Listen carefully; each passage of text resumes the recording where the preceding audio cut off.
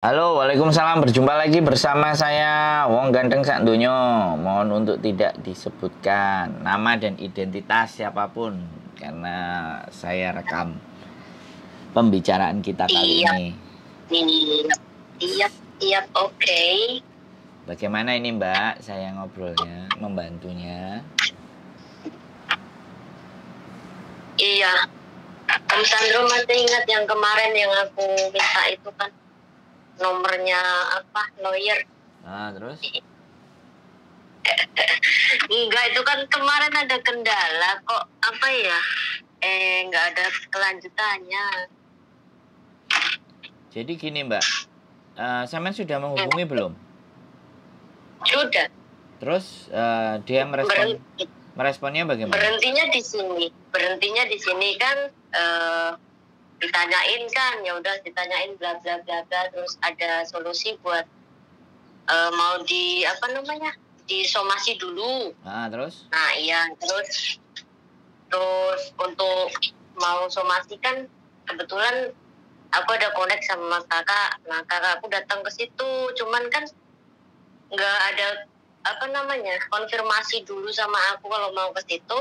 Jadi datang ke situ tuh sia-sia, karena seharusnya kan datang ke situ tuh mau buat apa ya, rekaman untuk percakapannya itu loh. Ya. Suruh direkam dulu kan itu sebelum disomasi.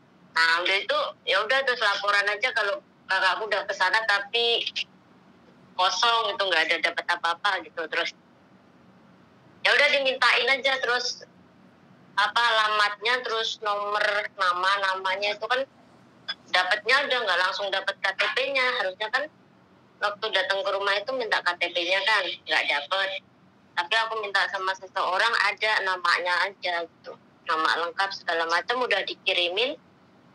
Udah, waktu itu aku tanya udah jadi dikirimin surat belum, katanya belum, nanti kalau ada waktu tak telepon, tapi sampai sekarang nggak ada kabar.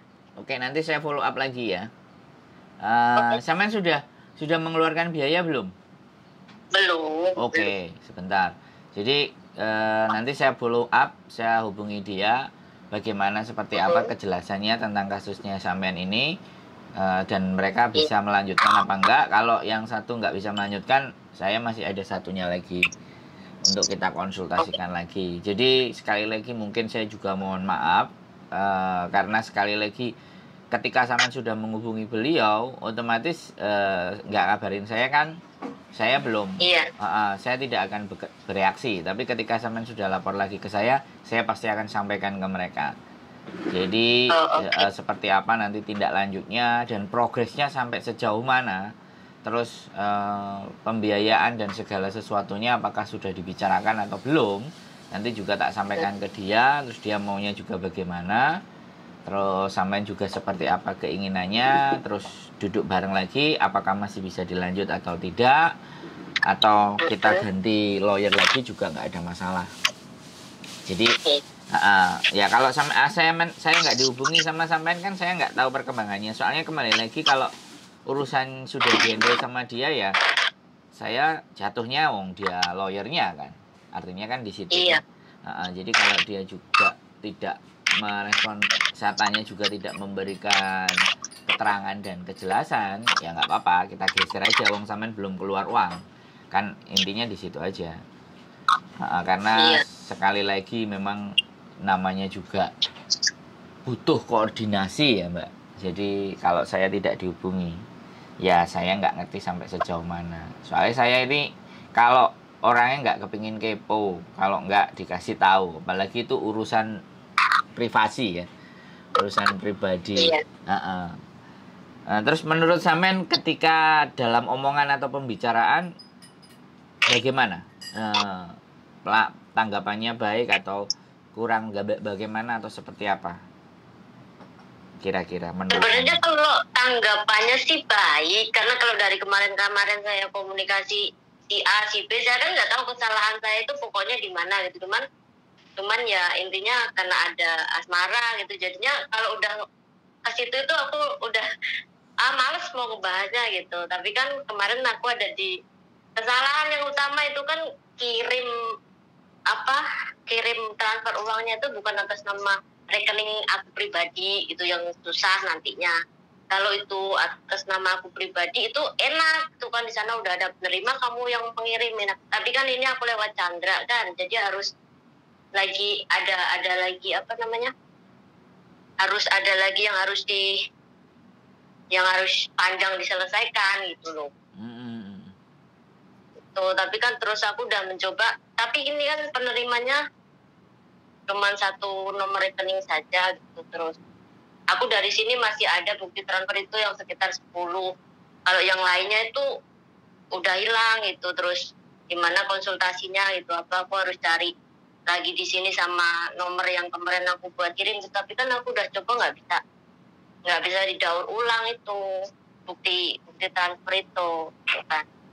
Makanya kan aku kemarin terus nanyain gimana kelanjutannya, ya harus disumasi dulu kan gitu. Terus nah itu dimintain apa alamat, terus nama lengkap segala macam, nama orang tua udah tak kirimin. Terus turun inget-inget lagi aku transfernya itu bulan-bulan apa gitu ya, cuma tak inget-inget aja itu sampai tak cocokin yang nilainya 10 tadi itu udah. Nah udah dari situ udah nanti dibuat somasi dulu gitu kan. Nah udah itu saat aku tanya lagi udah ada disomasi, katanya belum. Terus aku nanya katanya masih sibuk, nanti kalau udah longgar di telepon itu. Ya udah aku tungguin sampai sekarang belum ada telepon. Oke. Saya lanjutkan Gitu. follow up nanti bagaimana kelanjutannya dan seperti apa perkembangannya, nanti saya telepon sama sampean. Oh, sebenarnya kalau aku nanya sama omnya pribadi, sebenarnya masalah kayak gini tuh perlu nggak sih? Perlu diulas nggak sih? Kalau aku tuh sebenarnya udah capek tapi ya greget juga gitu. Akhirnya kalau terus lanjutin terus. Capeknya tuh apa ya? Ya udahlah, uang segitu udah hilang, mungkin ya bukan rezeki gitu. Iya udah. Tapi kalau gregetnya lagi tuh ya kepengennya itu tahu gitu loh, ini tuh karena apa sih bisa terjadi gitu. Apa dia tuh memang sengaja dari awal buat rencana kayak gini, atau memang sebenarnya di tengah jalan ada sesuatu yang buat dia kayak gini kan gitu. Halo, udah? Soalnya dia terus belum, dia ini kan sebenarnya mantan pacar lah gitu, yang sebenarnya dari akunya sendiri itu pengen balikan sama dia gitu. Cuman caranya itu lewat apa gitu. Makanya caranya kemarin itu kan komunikasi sama dia lagi, nyambung silaturahmi. Terus ya udahlah, pengen apa ya, pengen kita itu bisa kayak dulu lagi gitu. Terus untuk merancangnya itu kan biar dia di rumah nggak jenuh nungguin aku, makanya dimodalin itu buat usaha kayak gitu. Terus nggak taunya di tengah jalan kemarin itu nggak taunya dia tuh ada perempuan lain, makanya di situ langsung apa ya, langsung drop, nggak taunya dianya juga nggak bisa ngasih kejelasan perempuan itu apa, siapa, ini itu. Dan akhirnya ya udah dia itu pergi dari rumah, udah waktu itu nggak ngasih ini apa-apa, nggak ngasih konfirmasi sama keluarganya atau apa, itu enggak. Terus kalau menurut omnya sendiri tuh gimana? Jadi gini Mbak, kalau kita mau mempidanakan seseorang atau mengkasuskan seseorang, itu banyak beberapa memang persyaratan yang harus kita penuhin ya, untuk sesuai perkara gitu kan.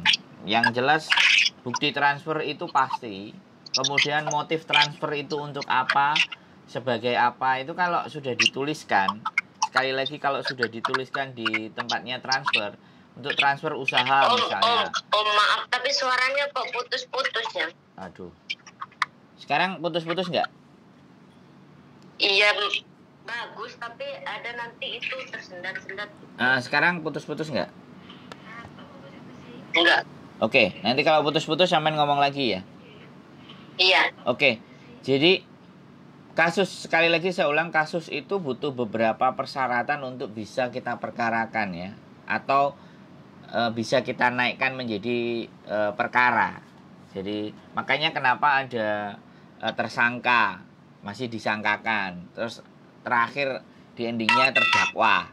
Nah jadi kayak gitu tuh. Jadi kalau sudah didakwa, awalnya disangka-sangka dulu, habis disangka-sangka terus akhirnya didakwa karena memang cukup bukti dan segala sesuatunya.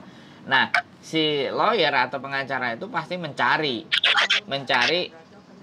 apa namanya data-data tersebut. Bukti transferan sampean itu membunyikannya sebagai apa? Kalau membunyikannya sebagai ternak, iya kan? Untuk modal usaha ternak kambing, tapi pada kenyataannya di rumah tidak ada itu semuanya dan itu juga fix atas nama dia. Udah, itu kita bisa gunakan delik aduannya adalah penipuan. Nah, itu bisa diperkarakan kalau penipuan. Nah, masuk pidana. Jadi tapi sebelum kita mampu memperkarakan itu, kita harus ngasih surat dulu untuk ibaratnya itikat baiknya mereka.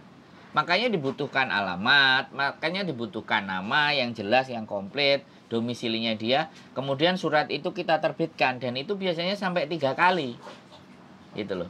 Jadi 3 kali kita lakukan. Kalau sudah 3 kali kita lakukan, ternyata dia mengabaikan persoalan itu, baru kita naikkan gitu loh Mbak.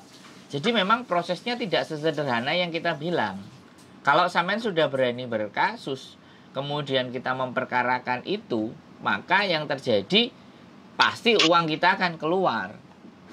Tapi ya kembali lagi, makanya orang-orang yang berkasus itu orang-orang yang punya ibaratnya perhitungan, di mana bahwa hartanya yang saya ajak kasus itu ada dan kelihatannya. Jadi nanti kasus itu bisa kita menangkan, artinya ketika dia sudah dianggap bersalah dengan bukti dan saksi, dengan beberapa alat bukti dan saksi, maka kita bisa mengambil asetnya dia gitu.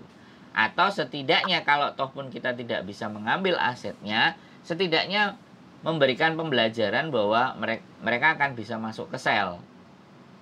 Jadi ujungnya hanya ada 2 itu, memberikan pembelajaran mereka untuk masuk ke penjara, atau mereka mau dengan itikat baik tidak di penjara tapi mengembalikan sejumlah aset yang kita minta gitu.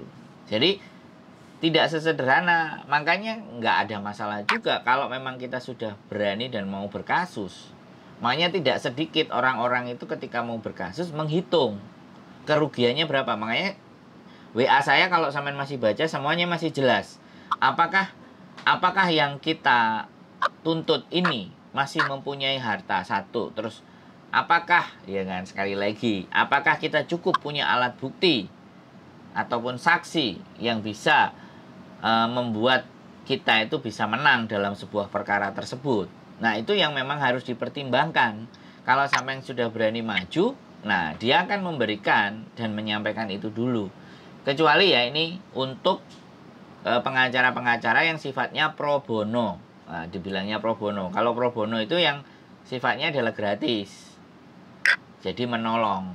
Jadi ada beberapa lembaga bantuan hukum yang sifatnya seperti itu. Makanya nanti tak perjelas, tak tanyakan dulu. Karena bisa jadi ya sekali lagi kekurangan alat bukti, kekurangan saksi, kekurangan bahan untuk kita bisa ajukan perkara, itu juga bisa kita sarankan sampai untuk cancel. Kan seperti itu Cita.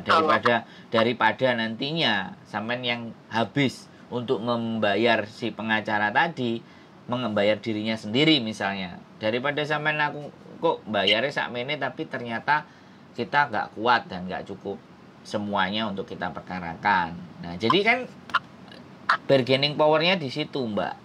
Jadi nggak ada masalah, kita tidak berpikir apakah sampean lilo legowo atau apa, tapi kalau sampean sudah lapor ke pengacara, ya kan, dan sudah berani mau menaikkan dengan segala bentuk konsekuensinya, ya pengacara pasti akan, namanya juga profesi itu pasti pekerjaan. Kalau pekerjaan ada biaya yang dia keluarkan.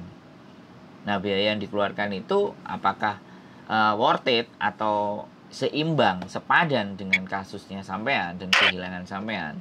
Karena rata-rata pengadilan itu tidak hanya berhitung kepada aset yang akan kembali, tapi kadang ada yang bermotif untuk memberikan pembelajaran buat mereka. Ada yang seperti itu juga.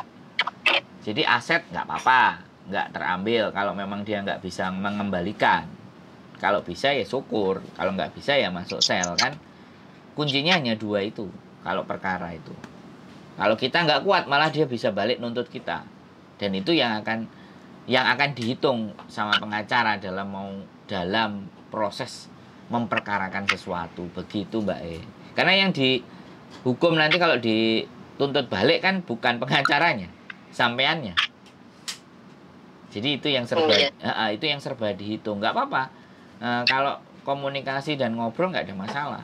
Sampai nanti ketemu titik temunya bagaimana, dan nanti pasti akan dikembalikan ke sampean lagi. Udah Mbak, udah saya lakukan ini sampai bagaimana gitu ceritanya. Nggak apa-apa, saya akan temani sampean. Yang penting jaga komunikasi aja. Saya yang di Hong Kong, dia yang di Indonesia. Begitu Mbak. Iya, kemarin kalau saya sih sebenarnya saya orangnya juga ini, kalau saya berani itu karena saya juga niat gitu. Niatnya pengen dia itu cerah gitu. Enggak sih, nggak mempersalahkan masalah uangnya, udah enggak. Pokoknya intinya ya pengennya dia tahu apa yang dia lakukan itu salah gitu aja. Aku nggak ngotot pengen uangku balik atau harus keluar biaya lagi untuk ngurusin masalah ini, bukan. Tapi aku pengen masalahnya itu selesai gitu, nggak berhenti cuma sampai di sini, nggak ada titik terangnya gitu. Siap. Bisa. Nanti saya akan lanjutkan. Enggak ada masalah itu sebenarnya. Tinggal komunikasi aja yang mungkin kita nggak ngerti juga kesibukannya dia dan seperti apa. Nanti tak jembatani untuk ke sana. Nanti tak kasih tahu. Terus ada lagi kira-kira hal yang ingin sampaikan? Udah jelas kalau. Nanti saya follow up dan bagaimana hasilnya. Seperti apa nanti saya tak lapor sampean. Halo? Oke, iya, terima kasih. Siap. Karena kalau saya sendiri mau nanya sama orangnya itu nggak enak terus-terusan nanya. Nggak apa-apa. Nanti saya akan sampaikan. Biasanya kalau dia kayak gitu, komunikasinya langsung dibikin grup. Sampean, aku dan dia. 3. Biasanya dia begitu. Jadi kalau dia nggak sempat dan nggak bisa balas, saya yang harus balas ke sampean.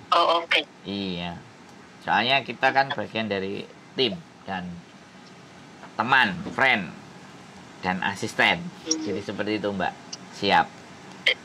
Iya, kemarin itu saya terbangun lagi tuh karena lihat yang kemarin ada live sama Om Kuya itu. Jadi asik ini. Pokoknya harus naik lagi gitu, maksudnya naik lagi biar orang-orang kayak gitu tuh tahu diri gitu, nggak terus-terusan dia menang gitu, enggak. Kita nggak boleh lemah, pokoknya harus kuat gitu. Boleh, makanya ada yang speak up 1, 2, nanti mudah-mudahan juga coba tim kuasa hukumnya yang Pak Surya Utama nanti apakah juga care kalau sama saya sodorkan kasusnya sampean juga, kalau ternyata mereka juga bersedia dan oke, ya sekali lagi semuanya tetap minta data, minta pertimbangan, terus sudah bukti apa yang bisa kita kumpulkan, benar. Jadi seperti itu Mbak. Jadi kalau nggak kuat cukup buktinya, ya pastinya akan disampaikan ke sampean dan kira-kira solusinya apa, apakah kita tetap maju apa mundur, kan kembali lagi di situ kan. Jadi semuanya butuhkan beberapa alat bukti dan saksi. Itu kunci soalnya dalam sebuah perkara. Kalau kita tidak mampu dan tidak bisa memberikan beberapa alat bukti, nah itu yang akan jadi lemah. Pengacaranya juga pasti mikir gitu. Dia ya memang butuh duit, tapi juga kalau nggak cukup alatnya buat perang kan gimana kan Mbak? Kan gitu tuh. Iya. Oke. Nggak apa-apa, pokoknya kita coba semuanya. Kalau sampean masih mau fight ya, kita coba realisasikan apa yang menjadi keinginan sampean. Gitu aja sih Mbak. Iya, ya udah enggak. Siap. Udah lega sih, maksudnya masih bisa dikomunikasikan lagi. Bisa dong. Bisa kan, masuknya dari saya. Kalau ada sesuatu ya balikkan lagi ke saya kan gitu toh Mbak. Iya. Nah, nanti bila perlu ada waktu kita konferen bertiga atau bagaimana atau seperti apa.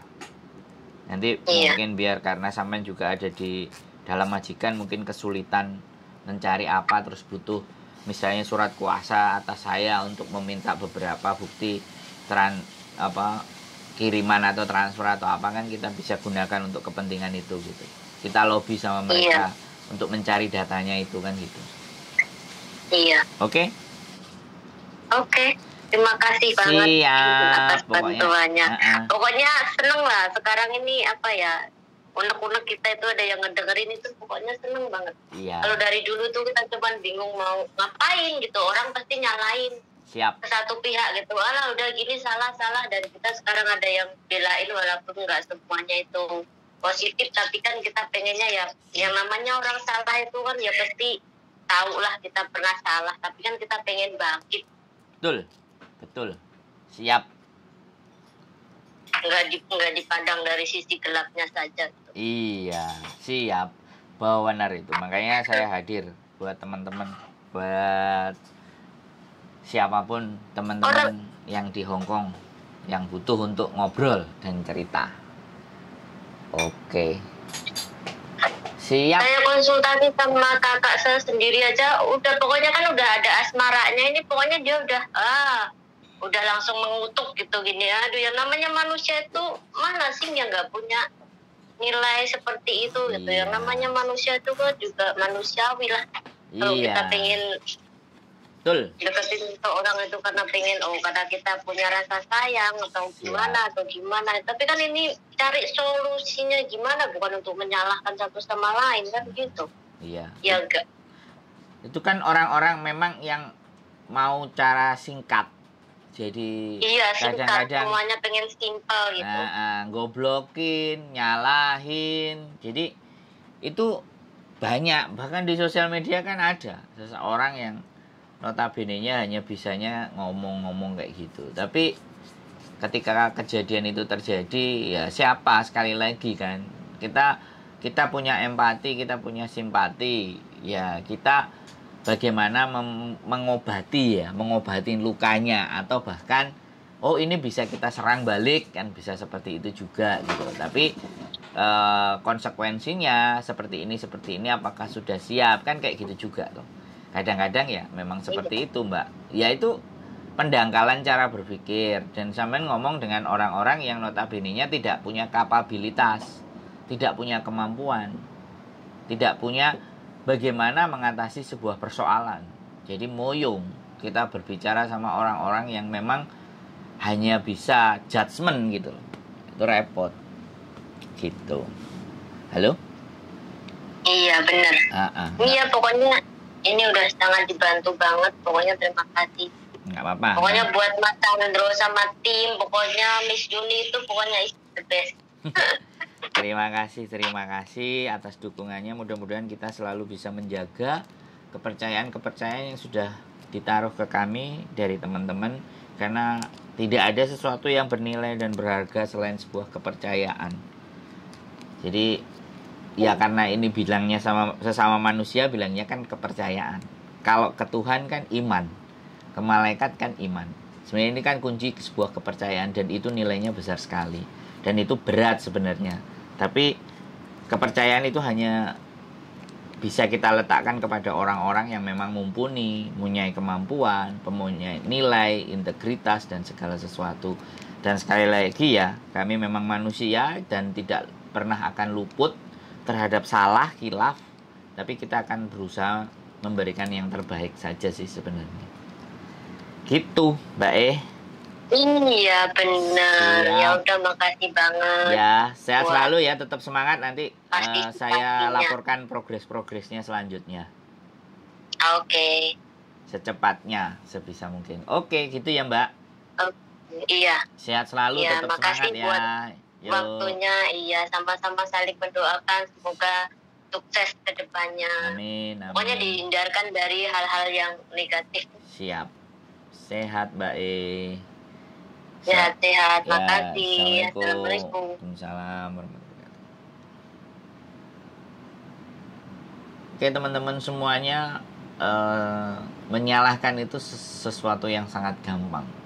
Membodoh-bodohkan, menggoblok-goblokkan orang, itu hal yang sangat mudah. Tapi ingat ya, ketika kita menunjuk satu orang dengan jari telunjuk kita, 4 jari kita yang lainnya menunjuk ke arah kita. Keep stay tune my YouTube channel and see you next video. Bye bye.